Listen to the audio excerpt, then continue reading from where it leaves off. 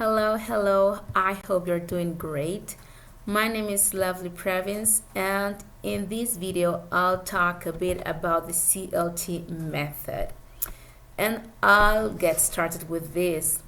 The fact that a person has the ability to speak a language perfectly doesn't mean that he is able to teach it. And that's because the bridge we have between the ability to do something and teaching someone how to do it, it's very, very big. Okay? And that's one of the reasons why in the English teaching field there are a lot of methods teacher can consider when teaching the language, and it's very, very important to make sure we use them in order to get our students learn, because it's not easy to learn a language if the student doesn't have the same ability as other students, because we need to consider different aspects. Okay, so I will be focusing on the CLT method, which is communicative language teaching method. Okay, there are different aspects I will continue developing. Let's get started with the CLT.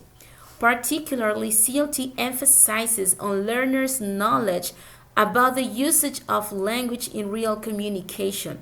Therefore, it involves the learners in real activities such as negotiation of meaning and interaction between groups of people. So this means that this method is focused basically on communication. They need to use the language to communicate. Okay, that's the most important part of this. Just talk. Okay, but it's not just talking and that's it. There is something behind this. We need to have like a base in order to start helping the students developing this communication. It's not that easy. So let's continue. We have the theory of instruction. Two of them are content-based instruction and task-based instruction. In content-based instruction, we have content refers to the information or subject matter that we learn or communicate through language rather than the language used to convey it. It's not just about using the language. We need to have a content, a topic, and based on that topic or content, we will be able to use the grammar we want the students to master. We will be able to use the vocabulary we want them to start using as they talk. If I want them to know how to use the verb to be and adjectives, it's not just about teaching them the grammar and the vocabulary. No, I need to have a topic. For example, we have a list in here. We can see love, money, crush, girlfriend, all of them. Okay? What if I select the one that says friendship? Okay? They will feel like they will feel the necessity or the desire of talking about this topic, friendship. Okay? Mostly if they are teens.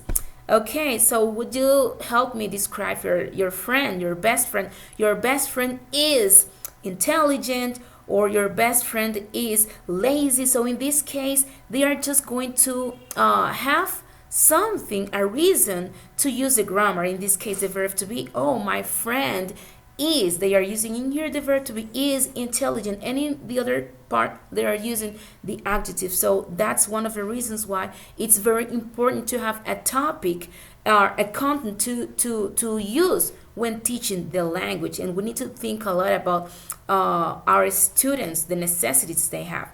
We also have the task-based instruction. It says, is another methodology that can be regarded as developing from a focus on classroom processes. Okay, so when we finish using this grammar, vocabulary, and the way we start teaching our students how to work, we need to make sure they practice also through a task. This task could also be written or spoken, but what matters is that they are understanding exactly what they have to do, like step by step. Okay, this tag will help them be like more oriented on what they have to do, even if it's written, because when they write they will like process the information better and know what they have to use when it comes to speaking. So it's very important to have the task when we teach our students, and mostly if it is communication, because it's not only about talking, they need to understand what they are doing. Okay, we also have the goal.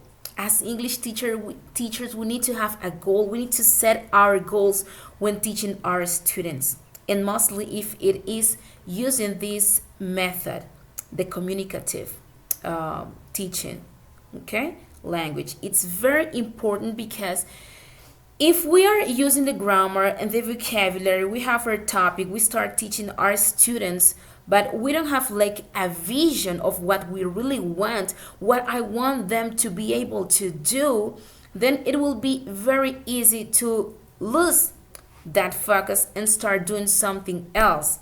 Oh no, the students are getting bored. Let's just change and do something different. Let's just take another topic. Okay, you take another topic, they're having fun, but you didn't achieve your goal, okay, because you lost, and you lost the vision, and that's one of the reasons why you need to have a lot of extra things to do in case one of them doesn't work. Okay, so when you have a lot of things in your hands, different strategies, then you will always keep focused on your goal. Okay, I want my students to be able to use the verb to be when I ask them questions, when they ask their partners questions. I want them to use the verb to be properly. Okay, even if they are not perfect, what matters is that they are using the verb to be. Okay, great. The syllables we have, it concentrates on the following: interactions, tasks, and learner. Okay, you need to use the language to communicate. You need to use the language to perform meaningful tasks. Yes, when they are performing their tasks, they need to understand it. They need to feel it makes sense. All of the things they had been practicing make sense. They are understanding what they are doing. Okay, it's not just about doing something and that's it. No, they need to understand this is something they can use for the rest of their lives. Okay, in what context they can use that. Okay, in the learner, we have putting the learner's interests need in forefront. Yes, you need to consider their interest a lot. Okay, because if they are not interested, they will not like give the best from them. Yeah, we also have the skills, which are listening, speaking, reading, and writing. Okay, they are very important to consider.